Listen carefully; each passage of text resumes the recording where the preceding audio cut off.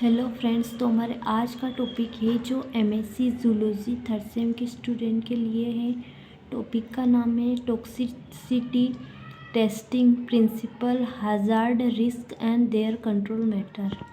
इसका सिनॉप्सिस है principle of toxicosity testing, types of toxicosity testing, toxicological testing, hazard, risk, control method, conclusion और reference. First point है principle of toxicity testing. जीवों पर रसायनों के प्रतिकूल प्रभाव का आकलन अविषालु परीक्षण यानी टॉक्सिसिटी टेस्टिंग कहलाता है। किसी भी टॉक्सिसिटी टेस्टिंग से पहले निम्नलिखित बिंदुओं पर ध्यान देना आवश्यक है।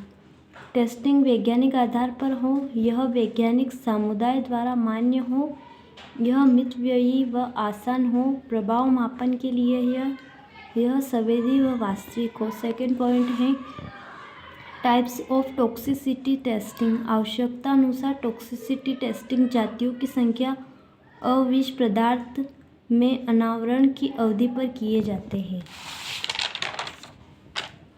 प्रजातियों की संख्या के आधार पर परीक्षण।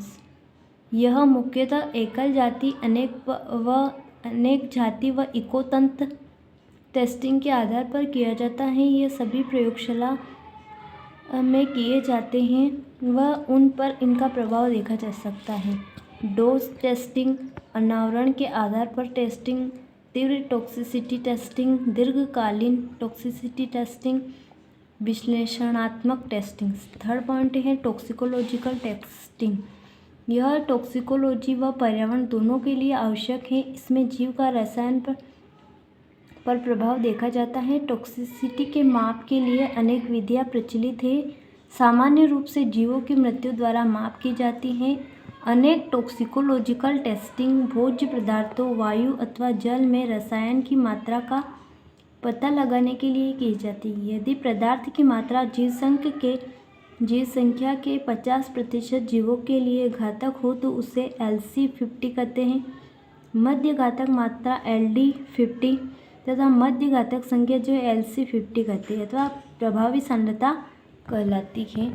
यह इसका ग्राफ है modelling in the relation to method to control. इसका डायग्राम एक जलीय टॉक्सिकोलॉजिकल टेस्टिंग में 36 घंटे का प्रभाव LC50, मध्य घातक सांद्रता LC50 का प्रभाव काल से संबंध।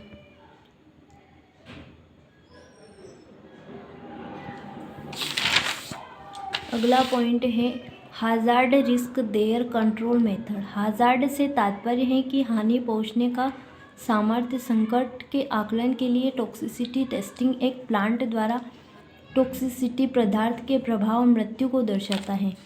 रिस्क यह बताता है कि जोखिम का विश्लेषण दो वस्तुओं के बीच तुलना द्वारा होता है। संकट तथा जोखिम का विश्लेषण के लिए निम्न सूचनाओं की जानकारी होना चाहिए। रसायन स्वच्छ योजना। हर प्रयोगशाला में जहां सकारात्मक रसायनों का संश्लेषण होता है, व्यक्तियों की सुरक्षा व्यवस्था होना अनिवार्य है। प्रयोगशाला का उपयोग न्यूनतम हो। रसायन पर चेतावनी सूचक लेवल हो। रसायन को छोटे कन्वर्टर्स में रखा जाए। सख्त नियम व औद्योगिक स्वच्छता, उत्तम प्रयोगशाला प्रैक्टिस आदि।